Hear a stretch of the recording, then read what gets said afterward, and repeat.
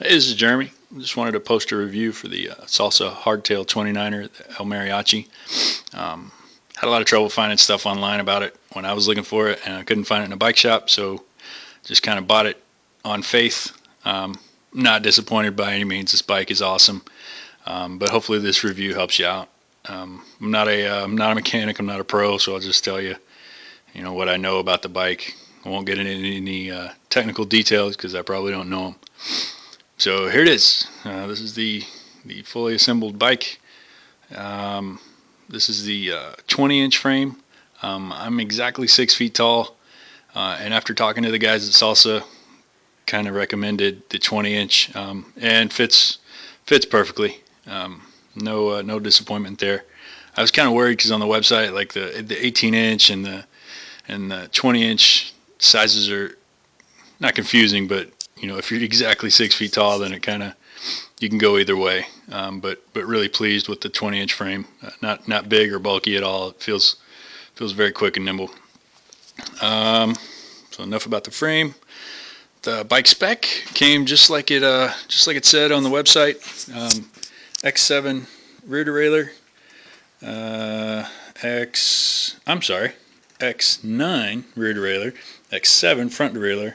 And FSA crank, Reba RL 100 millimeter front fork, Elixir 5 brakes, and X7 trigger shifters. What else? Not a big fan of these brakes yet. Tried them out today. Had to bleed them when I first got them because they were really mushy.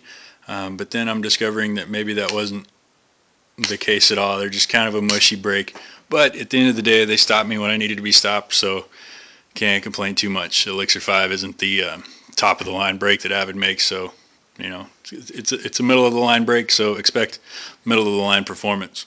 But that is not indicative of the rest of the bike at all. This bike is an incredible value at whatever price you can get it. I got it for $17.50 from Universal Cycles, and not disappointed with that price at all. It's a great bike. Wheel set, just like they said on the website, it's the ZTR Arch 29er.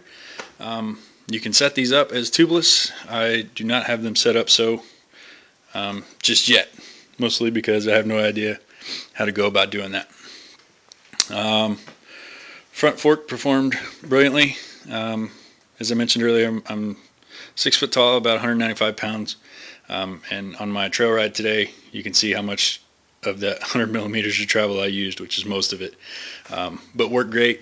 Locked out, it is really locked out. It a little bit of compression, but I mean, nothing noticeable.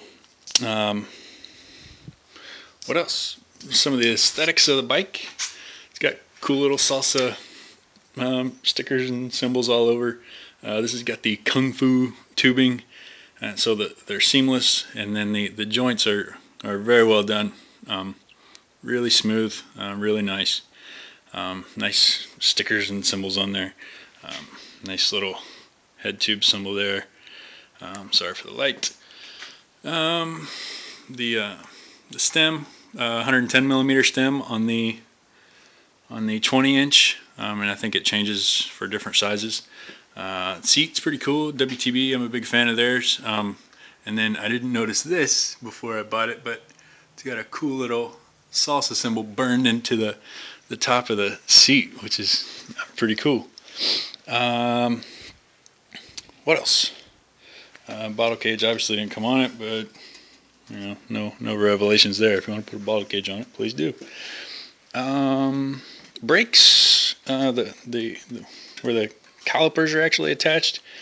Saw a cool little video on YouTube on how to adjust them by just loosening these two screws, and then as this whole unit's loose, you squeeze the brake, and then that'll force it to align to the rotor. So that works pretty good. Didn't work like once. The guy on YouTube did it in 2 seconds. Took me about 5 minutes, but anyway, such is life. One of the big deals from Salsa is the alternator dropout. I'm not going to take it all apart so you can completely see it, but it kind of pivots from this point right here. So if you got it as a single speed setup, you can adjust it.